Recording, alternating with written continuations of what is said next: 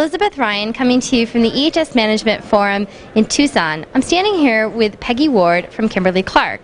Peggy, you lead sustainability strategy for Kimberly-Clark, and you just spoke on a session on social metrics. For those who are not familiar with the term, what are social metrics and why is this an issue for Kimberly-Clark's sustainability program? Right. Well, for us, if you think about sustainability, and typically it involves three pillars that most people are familiar with, so the economic, social, and environmental side. For us, we call that the people, planet, and product side. And in the past, we've only really addressed the environmental aspects of our sustainability efforts, and in doing our global business planning for 2015, we said we really need to incorporate all three pillars and address and come up with metrics for not only the environmental side, but the people side and the economic side. What are some of the metrics that you included in your analysis when it came to social metrics? Right. Well, for us on the social side, or the more people-oriented side, we address three different aspects. One is about our employees, one is about the communities in which we work and live, and the last is with our supply chain. So on the employee side, we have a zero workplace fatality strategy that we've developed, and that's our goal, is to have zero workplace fatalities. On the community side, we have a goal to have socially focused programs in communities where we live and work. We used to have just a U.S.-based foundation that had allowed a lot of programs to run in local communities, but now we have focused program to help people provide opportunity in communities that are relevant to Kimberly-Clark's business.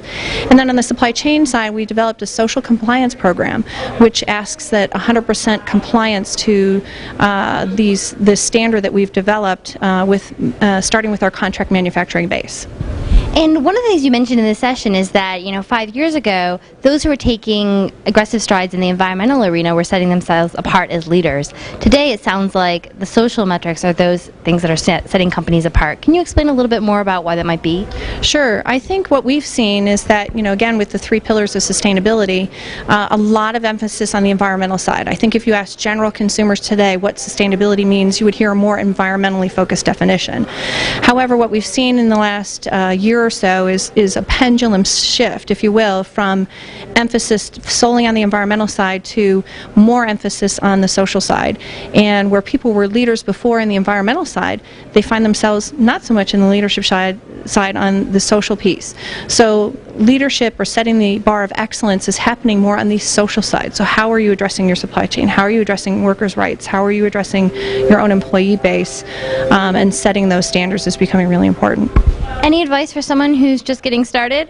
Yeah, it's hard. The social pillar is the hardest to set metrics to have the open and frank discussions that you need to have on what things are relevant to your company, what things you need to address, what things you must address.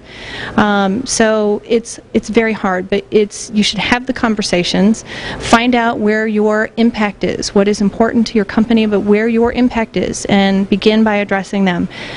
It's a lot of stakeholder engagement, and it's just having the ability to set those goals and to start tracking them.